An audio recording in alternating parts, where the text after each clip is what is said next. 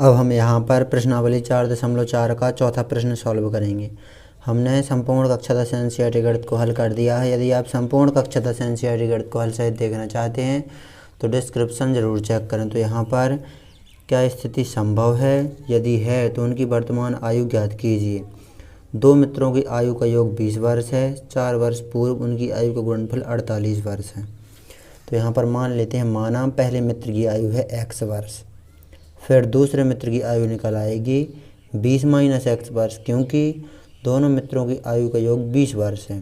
तो यदि पहले मित्र की आयु 5 वर्ष होगी तो दूसरे मित्र की आयु 20 माइनस 5 हो जाएगी। तो यहाँ पर माना पहले मित्र की आयु x वर्ष, अब दूसरे मित्र की आयु 20 माइनस x वर्ष। अब यहाँ पर प्रश्नानुसार 4 वर्ष पूर्व उनकी आयु का गुणनफल 48 है।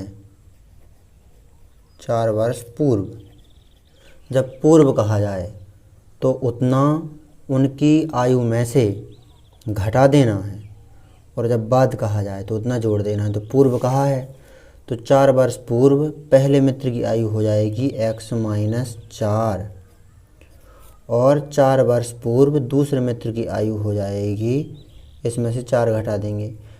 जिस प्रकार इसमें से 4 घटाया है इसी प्रकार इसमें से भी 4 घटा देंगे। तो 4 वर्ष पूर्व दूसरे मित्र की आयु निकल आएगी। तो 20 माइनस x ये ज्यों का त्यों, और 4 वर्ष पूर्व इस दूसरे मित्र की आयु निकालना है तो इसमें से भी 4 घटा दिए।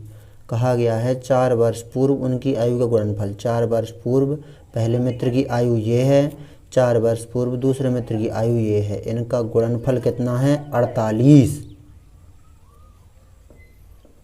अब यहाँ पर आगे सॉल्व करेंगे तो x माइनस 4 ज्यों का त्यों इंटू यहाँ पर देखेंगे 20 में से 4 घट जाएगा तो 16, और माइनस में x, और बराबर में 48 ज्यों के त्यों।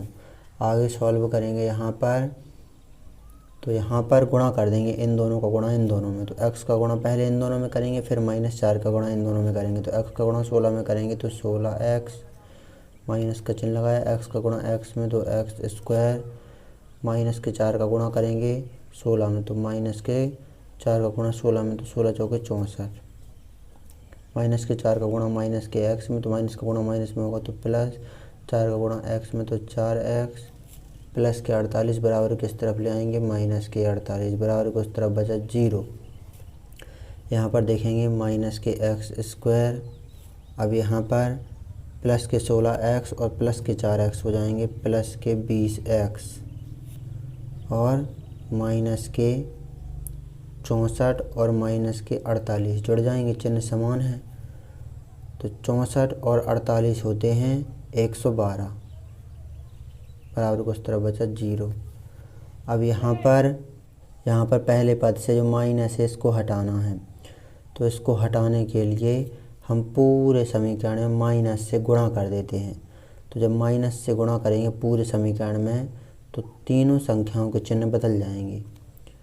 तो यहाँ पर माइनस का ये एक्स स्क्वायर है, ये हो जाएगा प्लस का एक्स स्क्वायर, प्लस के 20x ये हो जाएंगे माइनस के 20x, माइनस के 112 ये हो जाएंगे प्लस के 112, बराबर को उस तरह बचा 0। अब यहाँ पर द्विघाती सूत्र से बी स्क्वायर माइनस 4ac का मान निकालेंगे। यदि बी स्क्वायर माइनस 4ac का मान धनात्मक है या शून्य है तब तो स्थिति संभव है, फिर हम उनकी आयु निकालेंगे। और यदि ऋणात्मक मान आ गया बी स्क्वायर माइनस 4ac का तो स्थिति संभव नहीं होगी, क्योंकि मूल ही नहीं निकलेंगी तो स्थिति संभव नहीं होगी। तो यहाँ पर द्विघाती सूत्र लगाने के लिए पहले हमें a b c के मान चाहिए। a b c के मान निकालने के लिए इस समीकरण की तुलना कर देते हैं हम ax square plus bx plus c बराबर 0 से।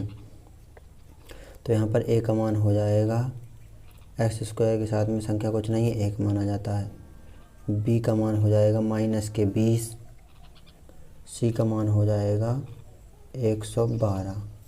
अब यहाँ पर द्विघाती सूत्र लगा देंगे। अब द्विघाती